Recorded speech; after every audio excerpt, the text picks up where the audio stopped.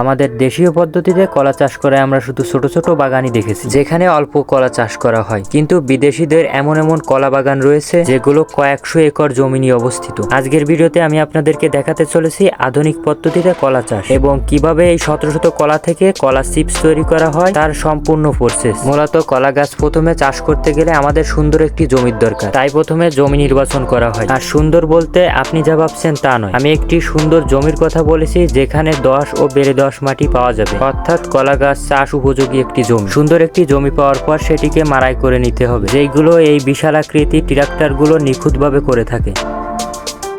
জমি মারাইয়ের পর এবার চারা রোপণের পালা। এখানে এমন একটি মেশিন ব্যবহার করা হয় যেখানে একদিকে মেশিন গর্ত খুঁড়তে থাকে এবং অন্যদিকে চারা রোপণ হতে থাকে। চারা রোপণের এই কাজটিকে এত নিখুঁতভাবে করা হয়ে থাকে যে আপনি যদি দূর থেকেও দেখেন তাহলে আপনার চোখে কোনো ত্রুটিও পড়বে না।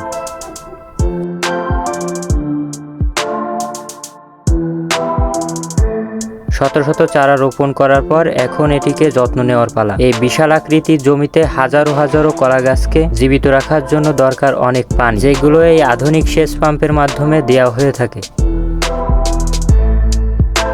কলা গাছ বড় হওয়ার পর কলা গাছের থোড়ের যত্ন নেওয়ার সময় কৃষকেরা কলা গাছে ফল আসার সময় অনেক ব্যস্ত হয়ে পড়ে। কলা যাতে পোকামাকড়ের কামড়ে পচে না যায় বা নষ্ট না হয়ে যায় ও যাতে তাড়াতাড়ি পরিপক্কতা চলে আসে কলা গাছের, তার জন্য সব ধরনের ব্যবস্থা এরা গ্রহণ করে থাকে। কৃষকেরা প্রতিটি কলা গাছকে পলিথিন দিয়ে মুড়ে দেয় যাতে এটিকে পোকামাকড় থেকে এবং অধিক বৃষ্টি হওয়ার ফলে পচন থেকে বাঁচানো যায়। এবং প্লেনের মাধ্যমে প্রয়োগ করা হয় কীটনাশক, যেটি গাছকে রক্ষার পাশাপাশি অনেক খরচকে বাঁচিয়ে নেয়। এছাড়াও কিছুদিন পর পর গাছের গোড়া থেকে ময়লা আবর্জনা পরিষ্কার করা হয় এবং গাছের যাতে কোনো ধরনের সমস্যা না হয় সেই ধরনের বিষয়ে খেয়াল রাখা হয়।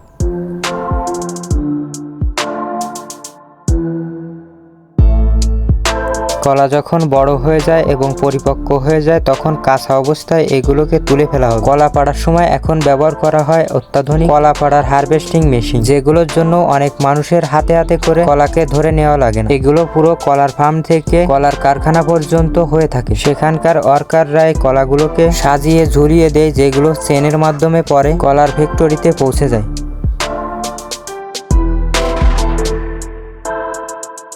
কলা গাছ থেকে কলা কাটার পর এই কলা গাছগুলোকে একটি মেশিনের মাধ্যমে ওই জমিতেই রেখে দেওয়া হয় যাতে পরবর্তীতে এগুলো সারে পরিণত হয়। আর এই কাজগুলো সম্পূর্ণ অত্যাধুনিক মেশিনের মাধ্যমে করা হয়ে থাকে এবং পরিবেশের উপর যাতে কোনো প্রভাব না পড়ে সেই দিকেও খেয়াল রাখা হয়।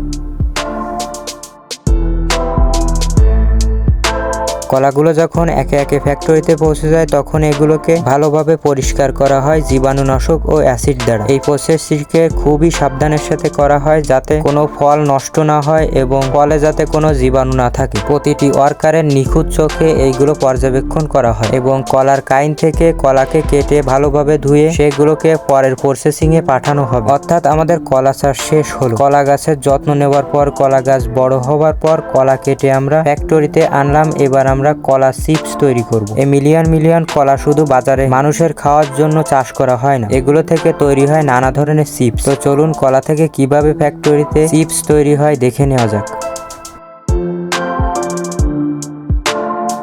কলা যখন ফ্যাক্টরি থেকে কারখানায় আনা হয় তখন কনভেয়ার বেল্টের মাধ্যমে এইগুলোকে কিছু ওয়ার্কার দ্বারা পর্যবেক্ষণ করানো হয়, যে ওয়ার্কারগুলো এই কলাগুলোকে তাদের নিখুঁত হাতে এক একটি করে ছেলিয়ে তারপর সামনের প্রসেসের দিকে এগিয়ে দিই। তাছাড়া এই কলাগুলো চিপসে পরিবর্তন করার আগে এগুলোকে টেস্ট করা হয়, যেগুলো ওই কারখানার ফ্যাক্টরিতে করা হয়ে থাকে। কলাগুলো আসলে কতটা যোগ্য মানুষের খাওয়ার ওইগুলো ওই ল্যাবে বিজ্ঞানীরা নির্ধারণ করে থাকে।